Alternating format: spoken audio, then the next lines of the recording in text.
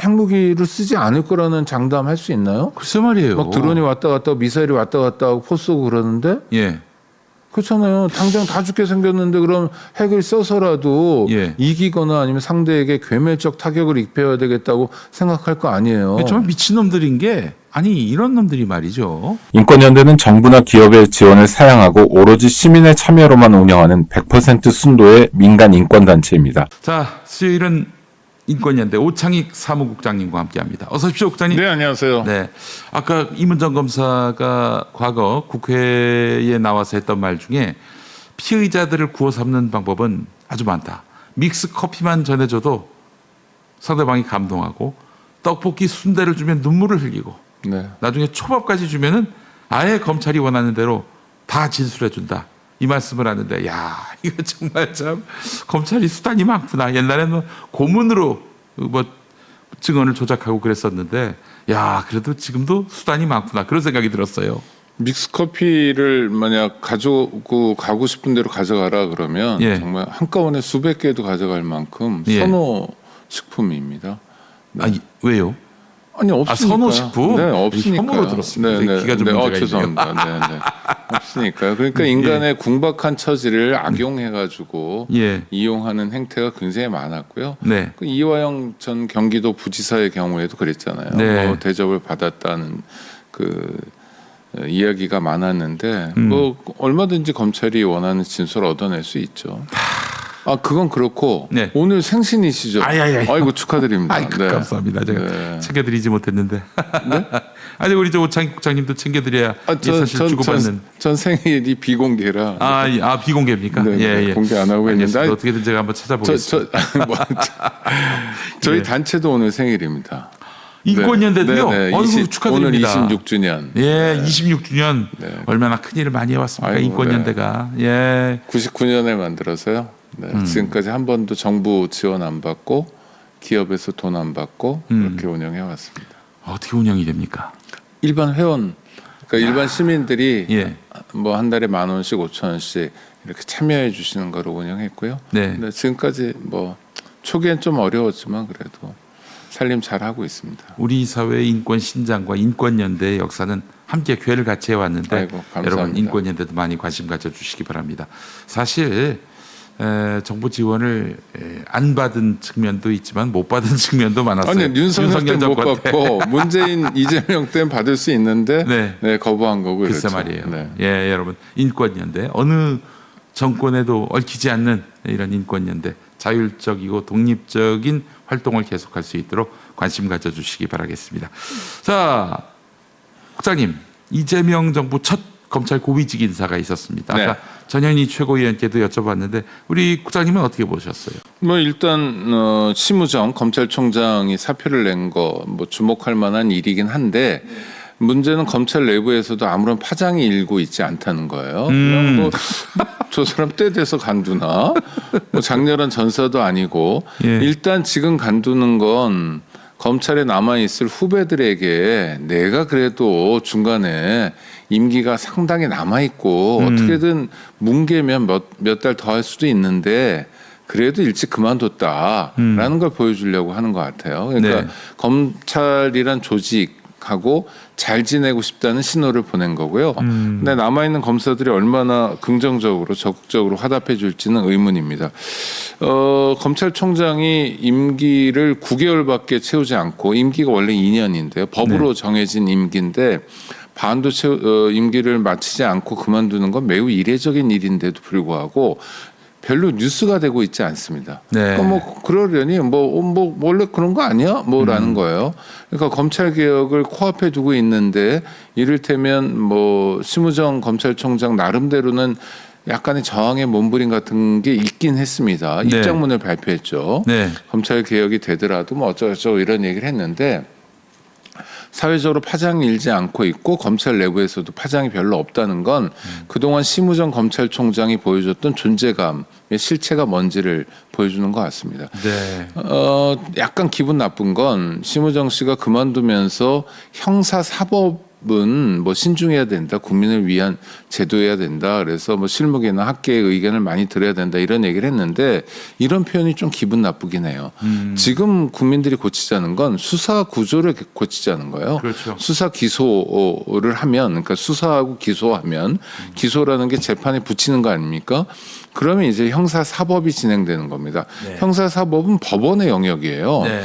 근데 검사들이 같이 그 옛날로 치면 사법 시험 합격했다 또는 변호사 시험 합격했다는 이유로 자기들을 사법 또는 준사법이라고 부르는 경향이 그 있습니다. 준사법기관이라고 검찰을 얘기하는데 택도 없는 소리죠. 아니 준사법이라는 게 사실은 사법이 아니란 얘기죠. 그렇죠. 저는 준법조인이에요. 저는 준종교인이고 예. 뭐 법조인이 아니고 종교인이 아니라는 얘기인데 예. 하여튼 그러면서 자기들과 관련된 권한 배분 문제 또 검찰개혁 문제를 간단하게 형사 사법 쟁점으로 바꿔버리는데 이거는 검사들이 가지고 있던 특유의 오만한 태도입니다. 글쎄 말이에요. 뭐 수사 구조 또는 기소 구조를 개혁하는 거고요. 검찰이라는 법무부 외청 조직을 개혁하는 문제일 뿐입니다. 근데 이렇게까지 민감한 이유는 딱 하나인데요. 사실 먹고 사는 문제입니다. 이게 신념의 문제가 아니라 네. 보통 뭐 검사장쯤 한 분들은 퇴직하고 난 다음에 로펌에 가면 네.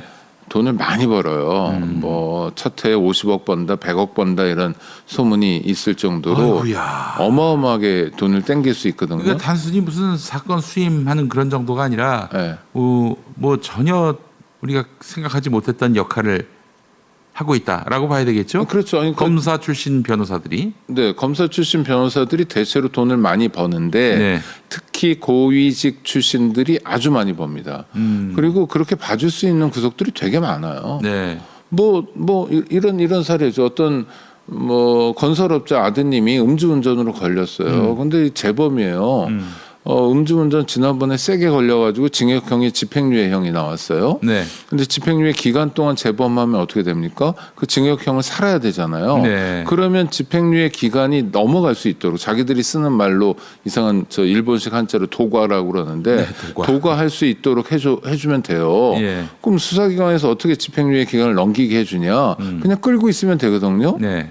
뭐 경찰에서 수사해 와도 뭐 이게 수사가 제대로 됐나 이게 뭐 어쩌죠 이러면서 엉뚱한 소리 하고 또는 엉뚱한 소리 마저 안 하고 있으면 되거든요. 그럼 집행유예 기간이 넘어가게 되는 거죠. 그럼 이 사람은 다시 가벼운 처분을 받을 수 있는 거거든요. 그럼 그게 지역의 토고 또는 유력 건설업자라면 사랑하는 자기 아들을 위해서 얼마를 쓰겠습니까? 정말 아깝지 않을 만큼 돈을 쓸 거 아니에요. 네. 그런 역할을 고위직 검사 출신들이 해줄 수 있는 거죠. 그럼 그게 얼마나 큰 매출을 불러오겠어요. 또 하나는 일종의 보험도 될 수 있는 거고요. 저런 사람은 우리 회사가 가지고 있다. 또 우리 회사와 가깝게 지낼 수 있다라는 건 든든한 백이잖아요. 아무리 부장검사 보유 로펌. 그럼요. 네네. 아니 게다가 뭐 부장 정도가 아니라 뭐 이제 검사장 출신, 예. 뭐 이런 사람들을 데리고 있다라고 하면 굉장히 든든한 거고요. 그런 로펌하고 거래하는 기업들도 든든할 수 글쎄 있으니까 말이에요. 그 비용이 상당한 거죠. 네. 참 놀랐어요. 그래서 같은 직급이 있을 수 없는데 원래 기본적으로 법원하고 검찰청은 다르니까 위상이. 예. 근데 하여튼 대체로 법조 경력이 비슷하다 하더라도 판사들보다 검사들이 몸값이 비쌉니다.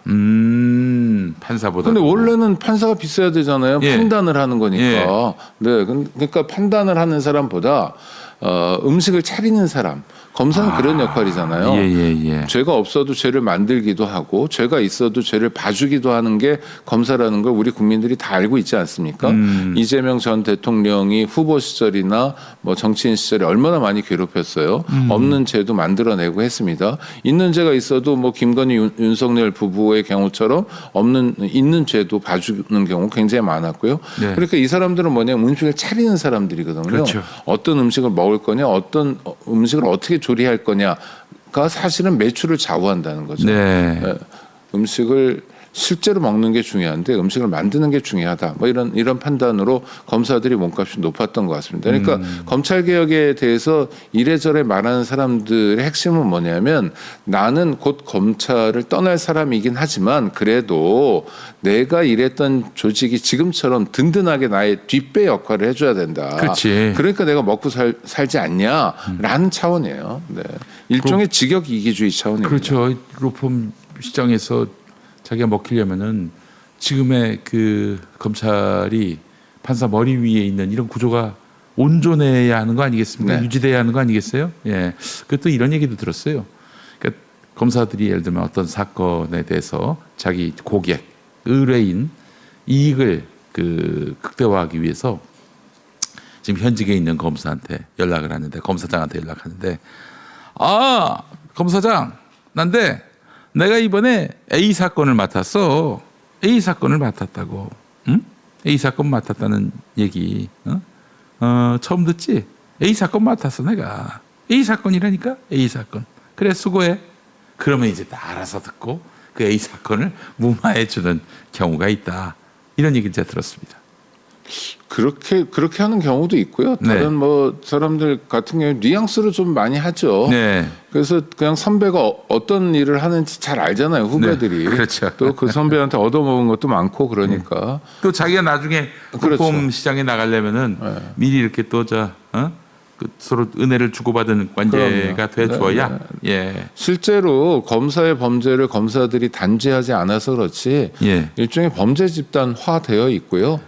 일종의 범죄 카르텔 구조를 형성하고 있습니다. 그러니까 악의 예. 축이고 악의 뿌리라는 이 일반적 판단은 굉장히 정확한 거고요. 네. 이재명 정부가 이제 정권 초기에 그 고리를 어떻게 끊어낼 건가가 숙제가 되는 거죠.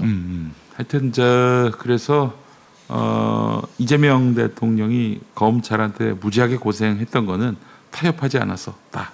범죄가 있어서가 아니라 타협하지 않았었다. 이렇게 보는 것이 가장 아니요, 정확할 것 같아요. 이재명 대통령은 다른 것 같아요. 네. 이재명 대통령은 타협 대상이 아니었습니다. 아 타협 대상 자체도 네, 아니었다. 윤석열 입장에서 그냥 죽여야 될 제거 대상이었어요. 그러니까 이재명 대통령과 타협해가지고 뭘 하자 이런 게 아니라 예. 그냥 다시는 정치하지 않아야 되고 그렇지. 대통령 후보로 나서지도 않고 또 국회의원도 하면 안 되는 그냥 제거 대상이었을 뿐이에요. 그렇지. 그러니까 맞아요. 아까 이문정 검사 사냥개라는 표현을 하는데 사냥개라는 게 뭐예요? 주인이 가서 물어 하면 무는 거잖아요. 예, 예. 그러니까 사냥개 역할을 할 검사들은 많거든요. 네. 검찰 출신 대통령이 사냥개들을 풀어서 제거해야 될 대상일 뿐이었던 거죠.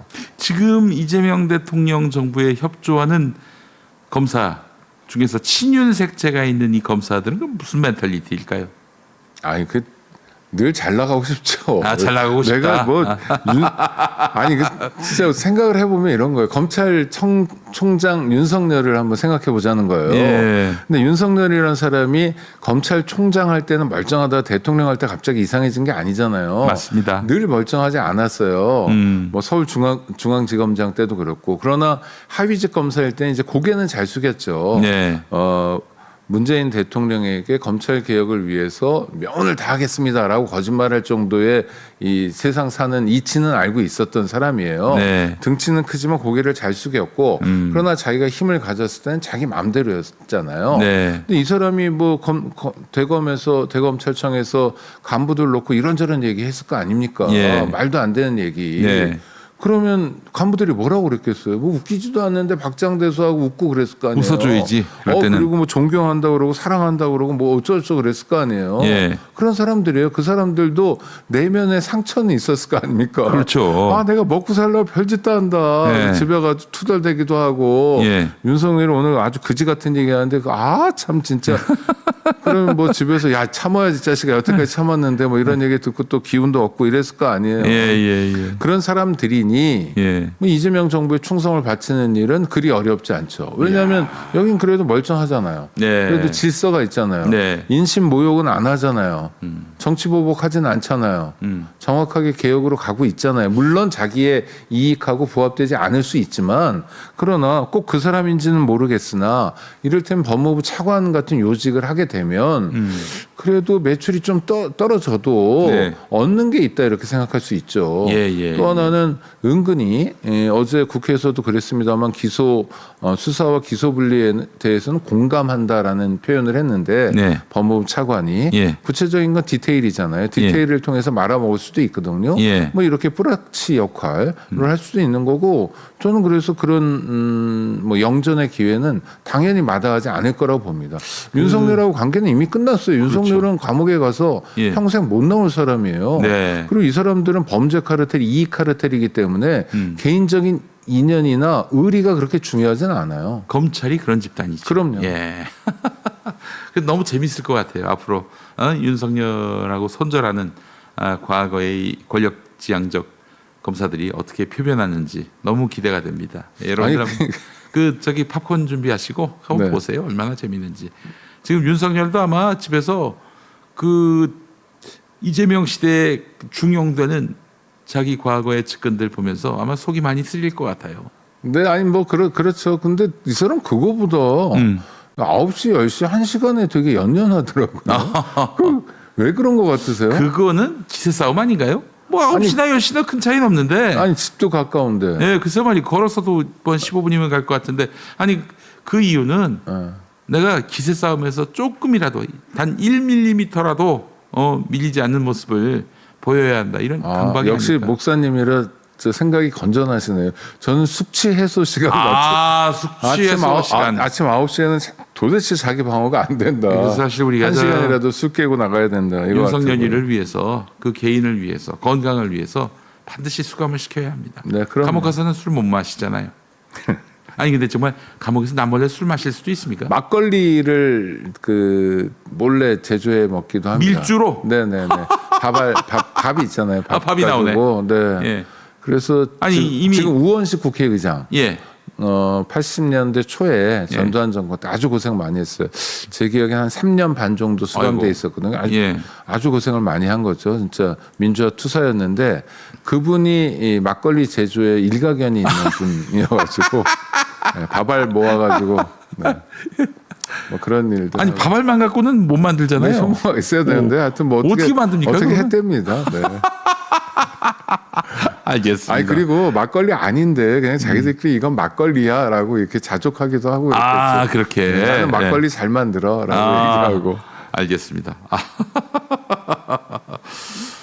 재밌는 말씀해 주셨어요. 예. 자, 내란 특검 윤석열한테 오는 토요일에 나와라 이렇게 최후 통첩을 했는데 그때 나오겠죠. 네, 그럼요. 예. 네. 왜냐하면 출석은 뭐 수사에 어떻게 진행되든 간에 출석을 하냐 안 하냐가 체포 또는 구속 이게 잣대가 되거든요. 그러니까 뭐 검사 출신이니까 그건 너무 잘 아니까 가서 그냥 뭉개고 있거나 지난번 첫 번째 조사 때는 일종의 농성을 했잖아요. 농성이죠, 난 쟤한테 농성. 수사 안 받아 이러면서 그러니까 뭐 그렇게 하더라도 출석은 할 것 같고요. 다만 앞서 말씀드린 것처럼 9시보다는 10시가 좋아요. 뭐 이런 태도를 보이겠죠. 그러나 뭐 9시에 나오랬으니까 9시에 나갈 것 같습니다. 네, 나온다. 근데 지금 수사가 굉장히 진척된 것 같아요. 특히 네. 이제 체포 저지를 시킨 부분이라든지 외환죄 같은 경우도 말이죠.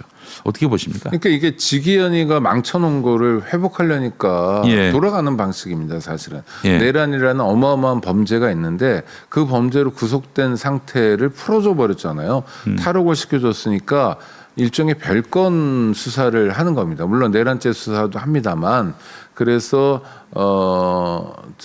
체포 과정에서 대통령 경호처를 이용해 가지고 체포를 방해한 행위 등에 대해서 수사를 해가지고 그걸 통해서 인신을 구속하겠다는 거거든요. 네네네. 그러니까 애들로 돌아가게 만든 겁니다. 이거는 정말 이렇게 특검 수사를 보면서도 지기현이가 또 어제 사표를 낸 심우정 검찰총장이 얼마나 몹쓸 짓을 했는지 이 사람들도 일종의 내란 카르텔에 속해 있고 내란 잔당의 역할을 했다는 게 확인되는 거고요. 그래서 특검이 하지 않아도 될 괜한 고생을 지금 하고 있는 거고요. 네. 사실은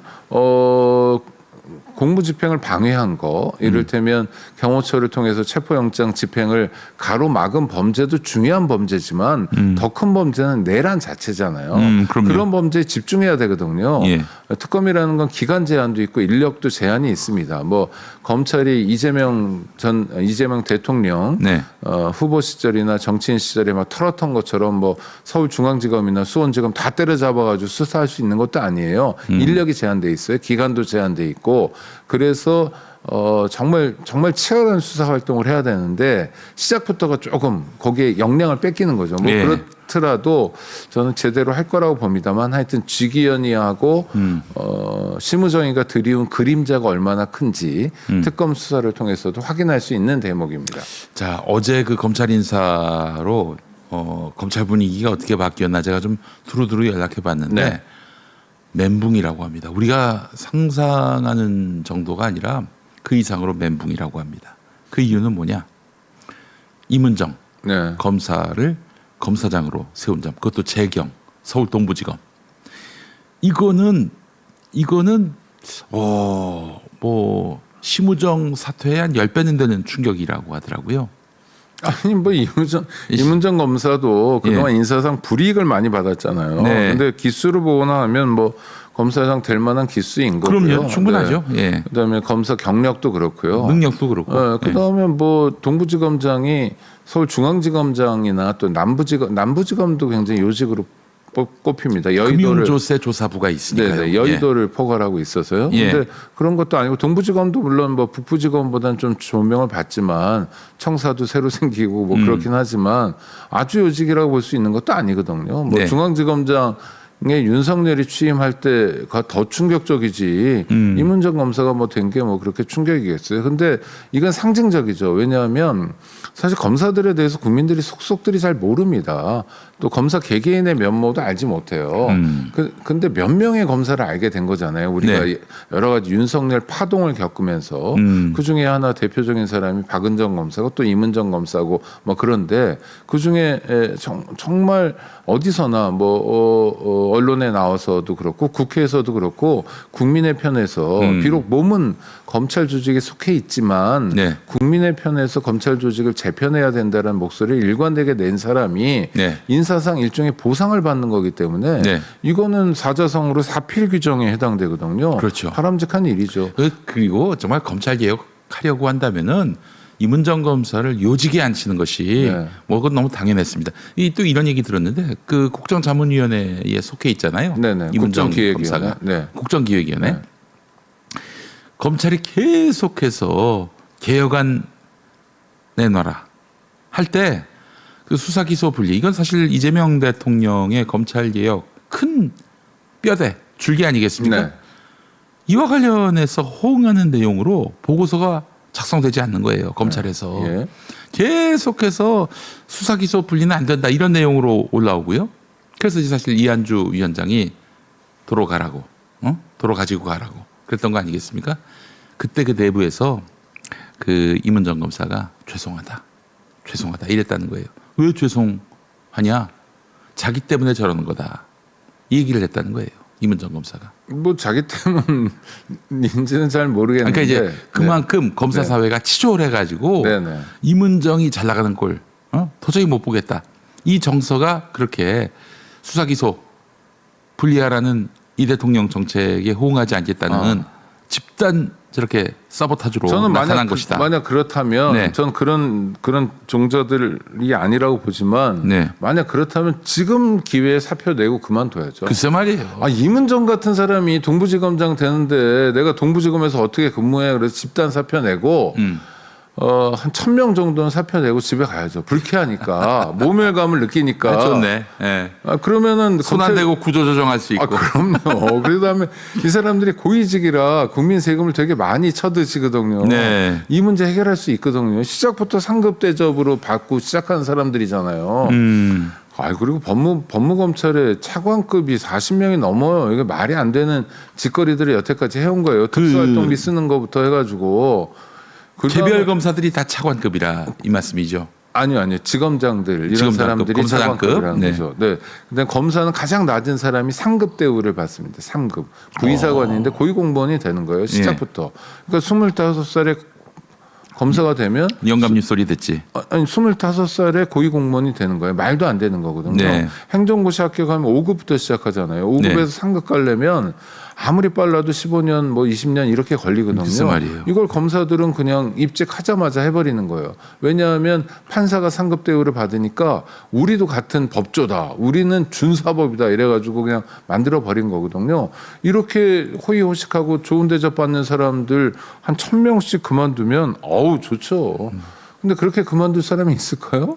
몇 명 없죠. 검사장급 몇 명 그만두고요. 예. 나머지는 다 생계형이에요. 이념 집단이 아니에요. 10년 집단이 아니고요.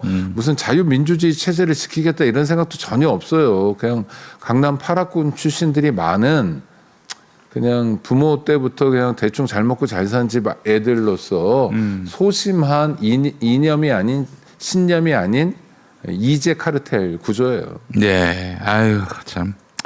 어쨌든 또 걱정하시는 분들 좀 있더라고요. 네. 이를테면 정성호 법무부 장관 후보자가 네. 너무 유한 발언하는 거 아니냐. 근데 저는 그렇게 생각하지 않습니다. 네. 그러니까 정성호 법무부 장관 후보자는 5선 의원이잖아요. 중량감 그렇죠. 있는 정치인이고 예. 또 홀몸이 아니에요. 이건 무슨 뜻이냐면 이재명 대통령과 가깝다는 게 만천하에 알려져 있어요. 그럼요. 실제로 가까운 사이이고 예. 그렇기 때문에 발언이 무게감이 좀 있어야 됩니다. 그러니까 검찰 개혁을 적극적으로 찬동하고 빨리 해야 된다라는 국민들을 물론 대표하지만 내용은 잘 모르면서도 그냥 막연히 좀 저하는 느낌이 있다거나 하는 국민들도 살펴야 돼요. 국민통합의 과제가 있기 때문에. 그래서 조금 더디더라도 조금 신중한 발언들을 네. 하는 거 되게 중요하다고 생각하고요. 네. 그러나 김용민 의원, 어이구 이름이 같으시네요. 그 양반은 네. 백성민자예요. 한자로는 다르고요. 민첩할 민자고. 네네. 근데 김용민 의원이 되게 중요한 책무를 맡았는데 그게 법사위원회 간사. 여당 간사잖아요. 김용민 의원이 하는 얘기가 그렇습니다. 검찰 개혁은 누가 뭐래도 국회에서 한다. 국회에서 아주 정확하게 입법을 하면 되는 문제고요. 법무부 장관은 국회에서 입법한 사항을 네. 받아들여서 집행하는 집행기관의 책임자인 거죠. 그래서 지금 나오는 몇 마디 가지고 검찰 개혁을 너무 단정하지 마시고요. 이재명 대통령이 후보 시절 그 이전부터 생각한 검찰 개혁의 안이 있습니다. 아주 구체적이고요. 그렇죠. 그다음에 단호하고 흔히 많이 쓰는 말로 불가역적 검찰 개혁을 하려고 합니다. 불가역적. 되돌릴 수 없는. 네네. 네. 그거는 추석 전이 될지 뭐 언제 전이 될지 모르지만 하여튼 앞으로 몇 달 안에 검찰 개혁이 분명하게 진행될 거라고 알고 있습니다. 정성호 의원이 법무부 장관이 됐다는 것은 이제 이재명 대통령이 검찰을 직할하겠다.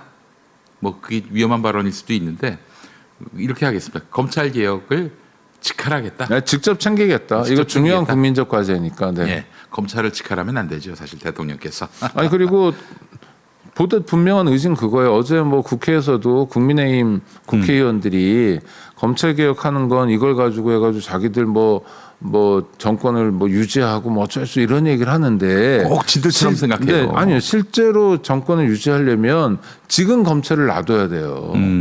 그래서 지금 검찰을 놔두고 그렇지. 사냥개잖아요. 예. 풀어가지고 국힘의원들 한 30명만 감옥 보내라고. 예? 근데 이 사람들은 수사하는데 그렇게 애먹을 것도 아니잖아요. 없는 죄를 만들지 않아도 될 사람들이잖아요. 뭐 군수 공천 과정에 20억 받았다는 사람부터 해가지고 내일 안에 연루된 사람들 뭐 수두룩하거든요. 네. 특히 대구 경북 지역은 조금 유감스러운 말씀입니다만 지역이 고여 있잖아요. 그러니까 호남 지역만 하더라도 꼭 민주당이 패권을 갖느냐 그렇지 않아요. 네. 어떨 때 보면 안철수가 정당을 만들어서 한번 확 쓸어버리기도 하거든요. 그러니까 물갈이가 있어요, 동네가. 그렇지. 그런데 대구 경북 지역은 꽉 그냥 차 있고 고인물이거든요. 세상을 내란을 해도 찍어주니 뭐 이건 그러니까요. 뭐 할 말을 잃어요. 그럼. 그러니까 부패 구조가 얼마나 정말 차고 넘치게 많겠어요. 그러니까 범죄 수사는 너무 쉬울 텐데 그러면 검찰을 살려두고 그 검찰을 통해서 정적을 제거하는 일을 해봐요. 그럼 국민의힘은 괴멸시킬 수 있잖아요. 그렇죠? 그다음에 상대가 괴멸되니까 뭐 군소 정당만 있는 상태에서 안정적으로 국정 운영 해 나갈 수 있거든요. 이게 쉬운 길이에요. 근데 네. 이재명 대통령은 이 쉬운 길을 안 가겠다는 거예요. 절대 정치 보복은 안 한다. 네. 뭐 일을 만들지 않는다. 먼지 털지 않는다. 오히려 거꾸로 검찰 개혁을 통해서 민주주의 구조를 정착시키겠다라는 거예요. 네. 저는 이 대목에 대해서는 집권하지 않은 사람이 그렇게 얘기하는 건 좋은데 뭐 그럴 수 있는데 집권한 다음에 또 이렇게 이야기하고 이런 방향으로 가는 건 좀 박수칠 일이라고 생각합니다. 왜냐하면 자기가 휘두를 수 있는 칼을 내려놓겠다는 거잖아요. 긍정적으로 평가해야 됩니다. 네, 알겠습니다. 부동산에서 네. 탈출해라. 주식시장으로 가라. 이재명 대통령의 구체적인 시그널이 나왔습니다. 어떻게 보셨습니까? 그러니까 이분이 전 재밌다고 판단하는 게 네. 부동산 문제가 터지면 막 도덕적 부활을 걸거나 그렇지. 아이씨 집이 두 채씩 있고 뭐 이런 방식 네. 물론 세금 정책이나 뭐 또 금융 정책을 통해서 풀기도 해야 됩니다만 이런 방식이 아니라 기본적으로 사람들이 가지고 있는 욕구를 인정해요. 돈을 더 벌고 싶은 욕구가 있어요. 네. 내가 지금 벌어들이는 월급만 가지고 뭐 자영업자 같은 경우에 지금 매출만 가지고 살기가 좀 불안하다. 노후 대비를 위해서 좀 더 벌었으면 좋겠다. 노후야 먹고는 살 수 있을 것 같은데 그래도 손주들 용돈도 좀 챙겨주고 어쩌고저쩌고 그래서 더 벌고 싶다라는 욕구가 사실은 전 국민에게 있거든요. 뭐 극히 일부의 수도자들 빼고는 다 있는 거 아닙니까? 근데 아니 현대 자본주의 사회에서 그러니까요. 돈 없이 어떻게 살아요? 사실. 그러니까요. 뭐. 그러니까 그 욕구를 인정하는 겁니다. 그러니까 주택만 가지고 부동산만 가지고 돈 벌지 말고 네. 주식이라는 새롭게 돈 벌 수 있는 구조도 한번 만들어 보자 우리가. 네. 그다음에 또 하나는 경제 성장을 하고 또 물가를 안정시키는 거. 물가가 안정되면 그만큼 돈 버는 효과가 있잖아요. 네. 월급이 오르더라도 물가가 오르게 되면 물가가 더 오르게 되면 앉아서 월급이 깎이는 그런 부작용도 있는 거고 그러니까 민생 경제를 안정시키고 회복시키고 경제를 성장시키고 또 하나 국민들의 돈 벌고 싶은 욕구를 부동산만이 아니라 주식을 통해서도 한번 실현해 보자라는 거예요. 그래서 저는 이런 경제 정책도 현실에 기반한 실용주의적 경제 정책이어서 환영할 만하고 박수칠 일이라고 생각하고요. 네. 실제로 주식 시장이 상당히 빠르게 움직이고 있거든요. 네. 그러니까 뭐 코스피 5천 시대라는 게 그냥 하는 말은 아닌 것 같다. 자꾸 현실이 되는 것 같다. 네. 그리고 해외에 나간 돈도 좀 들어오게 되고 또 하나는 주식 시장이 활성화되면 기업 입장에서는 상당히 해볼만 하거든요. 자본이 들어오는 거니까. 그렇죠. 예. 그러니까 은행에 가서 뭐 빌리고 이런 게 아니라 네. 그냥 국민들이 돈을 보태주는 거잖아요. 한번 예. 양껏 벌어봐라 이렇게. 네. 그러니까 선순환 구조를 만들게 되는 거죠. 부동산에 돈이 잔뜩 몰리면 부동산 값이 오르고 땅 부자들은 좋겠지만 경제에 미치는 영향이 없거든요. 그거로 새로운 구조가 만들어지진 않아요. 그러니까 물꼬를 이렇게 트는 거 있잖아요. 네. 그런 면에서 대통령이 지금 가르마를 잘 타고 있다. 네. 좋은 일이라고 생각합니다. 이거 자꾸 좋다고만 하면 안 되는데. 네. 야단도 해야 알겠습니다. 되는데. 예. 자, 외환 얘기 좀 해보겠습니다. 네. 그 평양 무인기 침투는 VGC라고 V가 VIP를 말하는 것이고 윤석열이죠. 곧 대통령을 얘기하는 건데 현역 장교의 녹취록을 내란 특검이 확보했다고 합니다. 와, 근데 저는 일단 뭐 윤석열이가 앞으로 중범죄자로 이제 취급받아서 강도 높은 처벌을 받게 될 것이다. 이 차원을 넘어서서 어떻게 자기 나라를 전란의 잿더미로 만들려고 하고 그리고 자기 국민을 전란의 피해자로 만들려고 하는 이런 미친놈이 대통령이 될 수가 있었는가. 그러니까 이 사람이 뭐 군대 안 갔다 온 사람 많습니다. 저희 어머니도 군대 안 갔다 왔고 현직 대통령도 군대 못 갔죠. 그런데 네. 군대 안 갔다 와서 그러고 또 기본적으로 인간에 대한 이해가 부족하고 일종의 전쟁 감수성 같은 거, 총 감수성 이런 게 없어요. 그러니까 드론을 쐈을 때 그 결과가 어떻게 될지도 없고 오로지 정권 유지 또 연장에만 그냥 혈안이 돼가지고 이런 짓을 벌였는데요. 저는 대한민국 국민입니다. 그리고 저는 북한 조선민주주의 인민공화국에 대해서 매우 비판적인 입장이에요. 거기 뭐 왕조 같다 뭐 이렇게 비판도 많이 하고 그러는데 예. 이번 내란 국면에서 보니까 대한민국보다 조선이 북한이 훨씬 더 신뢰할 한 거예요. 무인기가 평양상공에서 뭐 10바퀴를 돌았다며요. 예. 이것 봐라 한 거예요. 도발을 한 겁니다.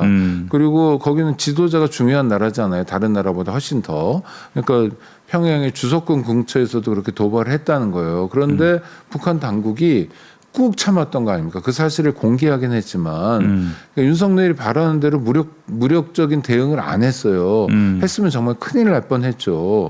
그다음에 12월 3일 내란 이후에 지금까지 이북에서 삐를 안 뿌리고 있습니다. 네. 그것도 저는 안정감 있고 전 굉장히 고맙다는 생각이 들어요.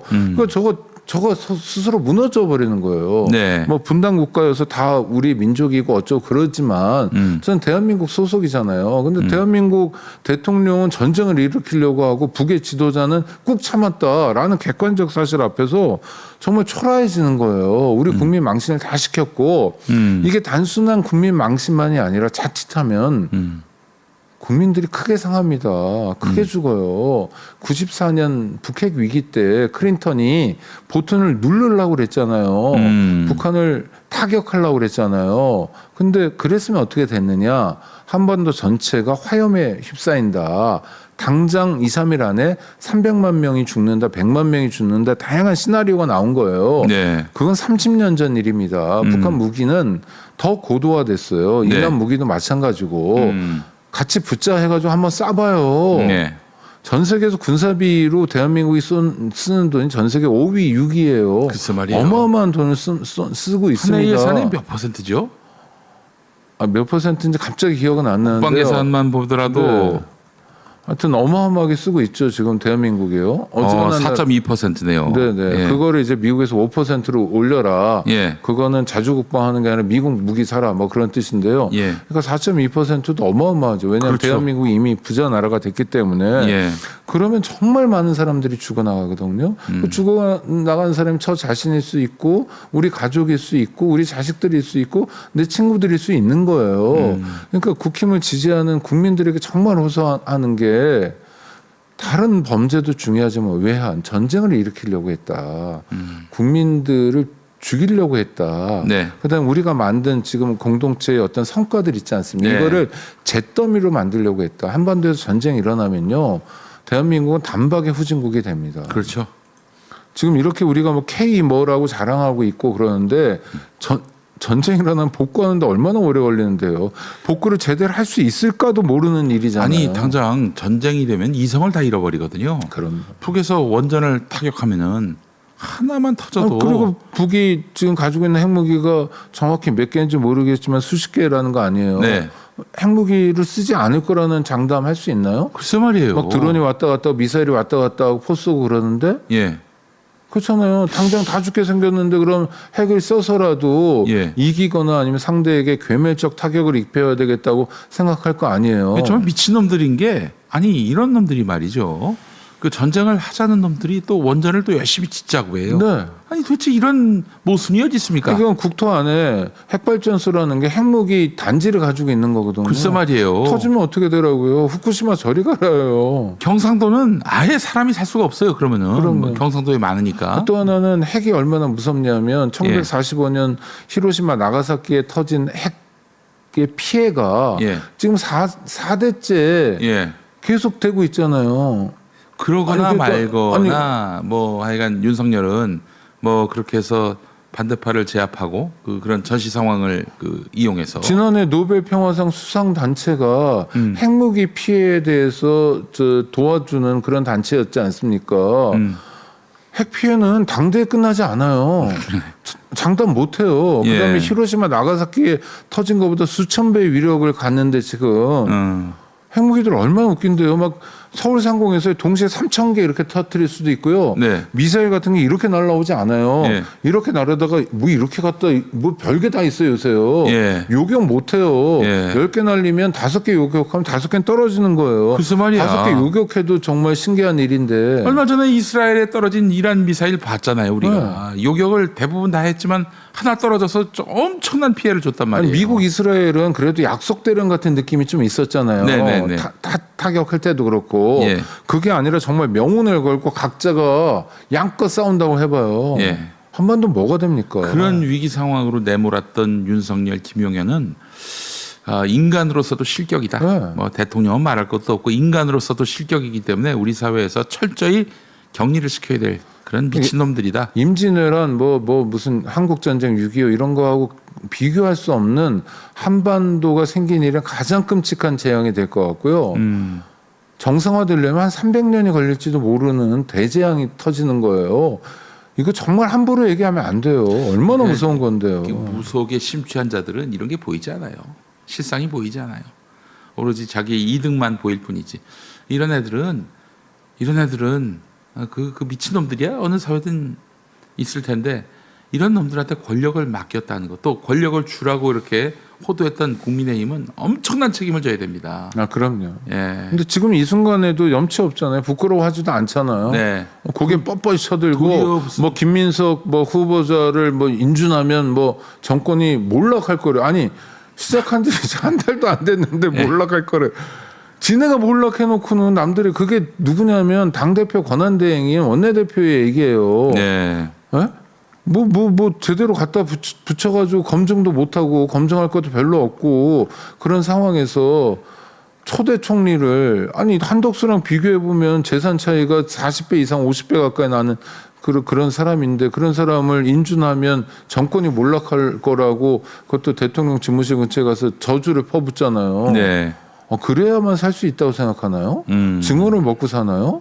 갈등과 분열을 먹고 사나요? 심한 사람들 같아요. 예, 맞습니다. 아이고 정말 참 이런 미친 놈들을 걸러내지 못한 우리 민주주의도 정말 심각한 어떤 그 결함을 보여줬다, 예, 결핍을 보여줬다 이런 생각에서 대우각성해야 됩니다. 그렇다면은 뭐 유권자들 한 30에서 40%는 항상 얘네들을 찍어주는데 할 수 없어요. 그러면 얘네들의 선택지가 되지 않게끔 하는 방법밖에 없습니다. 우리의 이익을 위해서는 공동체 번영 존속을 위해서 번영까지는 바라지도 않고 존속을 위해서는.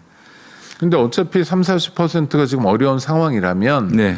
나머지 분들과 함께 민주주의의 근력을 강화시키는 일들, 민주주의를 튼튼하게 하는 일들을 해야 되고요. 그러기 위해서 가장 중요한 건 이재명 정부의 성공입니다. 그러니까 대통령이 됐더니 정권을 맡겨왔더니 보란 듯이 일을 잘한다. 그럼 반드시 어떻게 이어지냐면 정권 재창출로 이어지거든요.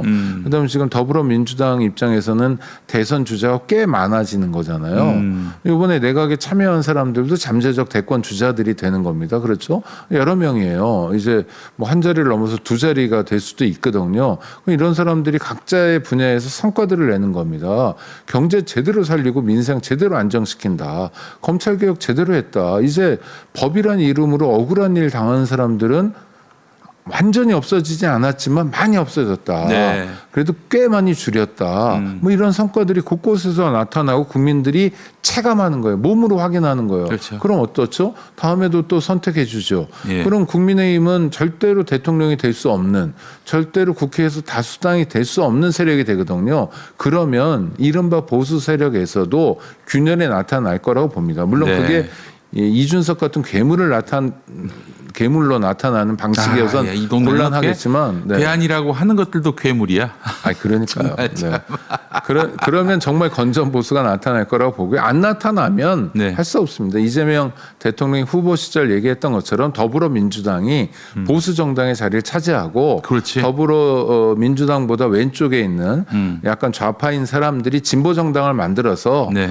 뭐 많이 있잖아요. 여러 정당들이 네네네. 약간 지지부진한 상태이긴 합니다만 진보도 뭐 대통합도 하고 뭐 이러면서 그렇죠. 예. 존재감을 보이고 국민의 선택을 받으면서 우리 정치 전반이 정상화됐으면 좋겠다 네. 하는 바람이 있습니다. 그리고 또 하나의 우리의 개혁 과제는 기회주의적 관료들을 반드시 솎아내야 한다. 네. 그런 의미에서 저는 한덕수에 대한 내란 수사가 매우 중요하다고 봅니다. 최상목도 그렇고요. 네, 최상목도 네, 또 다른 국무위원도 그렇고. 아니 네. 어떻게 계엄 선포문을 사후에 작성할 수가 있습니까? 그게? 그거는 작성 안 한 거죠, 그러면. 네. 아니 그러니까 대통령실에서 원하는 대로 다 한 거죠. 한덕수는 그런 사람이잖아요. 네. 이미 끝난 대통령, 전 대통령이죠. 뭐 부부일 것 같긴 한데 윤석열 부부가 당신 대통령 후보로 나가 그러면 갑자기 용기 100배 가지고 막 나가고 그렇잖아요. 그 장면 봐봐요. 국회에서 김문수랑 카메라 앞에서 서로 승질내면서 자기가 적임이라고 얘기하는 그 노익장 과시하는 장면을 한번 보세요. 이 사람은 시키면 다 하는 사람이거든요. 그럼 내란 때는 안 그랬다? 유태희 스타일이죠. 정확히 수사해야 됩니다. 그리고 수사가 좀 되어 있는 걸로 알고 있어요. 네. 그러니까 그 수사 결과를 우리가 확인하게 되면 한덕수처럼 국무총리 2번이나 하고 관료로서 정말 누릴 거 다 누린 사람의 실체가 얼마나 지저분한지를 확인할 수 있게 될 겁니다. 네.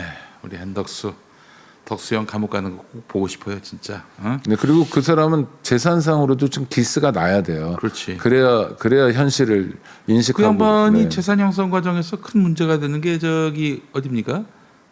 김현장 뭐 무역협회도 그렇고요. 예. 뭐 이런 거 하면서 돈 많이 벌었죠. 늘 자기만을 위해서 살아왔죠. 그 외환은행 관련해 가지고 해외 사모펀드 네, 그것도 로스타. 있고요. 네, 이쪽과 그것도 관련해서 한번 봐야죠. 네, 대목을 들여다 봐야 만났던. 된다고 생각합니다. 네, 반드시 책임을 묻는 그래서 한덕수처럼 살면 죄송합니다만 좆된다라는 네, 것들을 패가 망신한다. 패가 망신한다. 확실하게 보여줄 필요가 있겠고 사실 그 12.3 비상계엄 그 이튿날에 빠르게 확산됐던 받은 글이 있는데 최상목과 한덕수는 극렬하게 저항했다. 근데 전혀 저항한 흔적이 없어요. 그러니까 지들이 만들어낸 얘기죠. 극렬하게 어떻게 저항을 해요? 극렬하게 저항하는 방식은 국무회의 현장에서 극렬하게 저항하는 거고 그렇지. 그다음에 윤석열이 쫄보라는 거 우리가 알고 있잖아요. 네. 정말 국무총리와 경제부총리가 극렬하게 저항한다면 네. 경제 망한다, 큰일 난다. 에? 국민들 폭동 일어난다. 걷잡을 수 없다라고 아주 강하게 얘기했으면 그 쫄보가 아무리 뭐 마누라가 무섭고 그렇더라도 계속 밀어붙일 수 있을까라는 의문이 있는 거고요. 또 하나 극렬하게 저항하는 건 12월 3일 내란의 밤에 온통 생중계 중이었어요. 그렇잖아요. 대통령실 앞에 나와서 기자들한테 얘기하면 돼요. 대통령이 지금 이성을 상실했다. 어떤 이유인지 모르지만 말도 안 되는 계엄을 밀어붙이고 있다. 그렇지. 국무에서 반대했다. 이 계엄 무효다라고 했으면 어떻게 돼요? 국민들은 정말 눈물 흘리면서 저 노인네가 마지막이라도 정말 애국을 하는구나. 네. 대한민국이 살아 있었구나. 네. 맞아. 노무현 대통령이 총리시킨 이유가 있었구나. 그래도 안에 뭐가 있었구나. 꿈틀거리는. 노무현 대통령이 임명했었지. 네. 젠장할. 그랬을 거 아닙니까? 예. 그런 기회가 몇 번이 있었겠어요. 수백 번의 기회가 있었어요. 안 네. 그랬잖아요. 예. 뭘 극렬하게 저항해요. 나 정말 이상한 사람들이에요. 그러니까 그냥 오로지 자기밖에 없는 거예요. 그렇죠. 예. 그러니까 이권 카르텔의 실체를 보여주는 겁니다. 남들은 어떻게 되든 나만 살면 되고 특히 국민과 국가가 어떻게 되든 나만 잘 먹고 잘 살면 된다로 똘똘 뭉친 사람들의 실체가 내란 사태로 드러났고 그래서 대한민국 관료제 특히 관료 엘리트들의 문제가 드러났으니 그것도 제대로 한번 개혁을 해보자라는 겁니다. 맞습니다. 전폭적으로 동의합니다. 그래요. 저는 윤석열뿐만 아니라 윤석열 시대에 기회주의적으로 처신한 사람들 그렇게 해서 국가와 국민을 배신한 사람들에 대해서도 마땅한 응징이 있어야 하고요. 그런 말을 예전에 이재명 대통령이 했었어요. 성남시장 때 어설픈 관용과 용서는 큰 참화를 부른다. 외웠습니다. 제가. 네. 큰 참화를 부르기 전에 이런 역사의 오점이 되는 사람들에 대한 분명한 응징이 있어야 하겠다. 이 말씀을 드리면서 오늘 오창희 국장님과 함께한 김용민 브리핑을 마무리하려고 합니다. 오늘도 국장님 수고 많이 하셨습니다. 네네, 불러주셔서 도와주셔서 감사합니다. 너무 감사하고 네. 스픽스에 요즘 계속 나가세요? 일주일에 한 3번 진행도 하시고 진행 2번, 출연 1번. 여러분 스픽스에서도 우리 오창희 국장님의 활약 많이 봐주시고 오늘 또 인권연대 생일입니다, 여러분. 네, 아니, 인권연대가 우리 그동안 이사장님 해왔던 목사님 생신도 축하드립니다. 인권연대가 해왔던 일들도 한번 복귀하시고요. 정말 우리 사회에 꼭 필요한 중요한 단체라는 점도 여러분 인식해 주시면 감사하겠습니다. 인권연대를 본받아서 저희 평화나무도 뭐 어떤 정부로부터도 지원을 받지 않고 있습니다.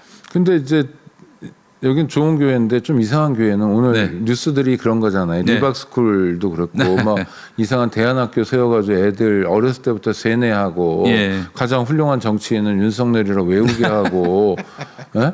정광훈이가 뭐 가서 축복해주고 나보다 큰 사람 되라. 네. 큰 사람 되려면 키가 커야 되나 몸무게를 늘려야 되나 뭔지 모르겠는데 예.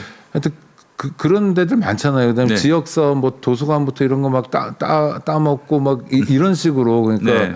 정말 본연의 사명이 아니라 오로지 매출을 위해서 뛰는 데들이 너무 많아졌어요. 타락하고 그런 상황에서 하여튼 기장을 비롯해서 이렇게 여러분들은 그래도 고군분투해 주시는 게 고맙고요. 네. 한국에 오신 지 140년 되셨잖아요. 네. 140년. 기독교가 네네. 140년 동안 정말 빛나는 장면, 특히 1919년 3.1운동 이럴 때 네. 천주교는 33인 중에 한 명도 못 끼고 안 끼고 네. 엉망진창이었잖아요. 근데 사실은 나중에 이제 회개하고 좀 반성한 건데. 3.1운동도 네. 천도교가 주도했지. 아이, 기독교는 사실 그 뒤에 섰다고 해도 과언이 아니에요. 그래도 서 있기라도 했잖아요. 남강 이승훈 선생을 비롯해서 여러분들이 천주교는 한 명도 없었다니까요. 정말 반동 그 자체였어요. 사실은 저 60년대에 그 당시 바티칸에서 비롯됐던 새로운 개혁의 물결. 네, 바티칸 공의회. 예. 네. 그 이전에는 천주교는 워낙 그 여기 그럼요. 조선 땅에서 억압을 많이 받아서였는지 뭐 역사가 왜곡되고 퇴행할 때 한마디도 못했던. 아이 명동 성당에서 맨날 뭐 저 천황폐하 만세만 하고요. 아이고, 이런. 네, 엉망진창이었고 반동 그 자체였어요. 예. 그런 개신교의 역사가 있는데 예. 그 역사가 최근 들어서 전광훈이니 뭐 몇몇 이상한 사람들 그다음에 돈에 혈안이 된 사람들 때문에 무너지고 있는데 그래도 중심을 잘 지켜주고 계셔서 감사합니다. 아이고 네. 별 말씀. 오늘은 이게 덕담으로 덕담의 서로가 퍼레이드가 이어졌습니다. 자, 우리 국장님은 다음 주 수요일에 네네. 또 뵙도록 하고요. 저는 내일 오전 7시에 다시 오도록 하겠습니다. 사실 오늘 저희가 새 프로그램 시즌2를 시작해야 되는데 아직 준비가 덜 돼서 다음 주부터 시작할 예정이고요. 김용민 TV는 내일 오전 7시에 라이브 다시 여러분들 앞에 서겠습니다. 자, 고맙습니다. 감사합니다. 감사합니다.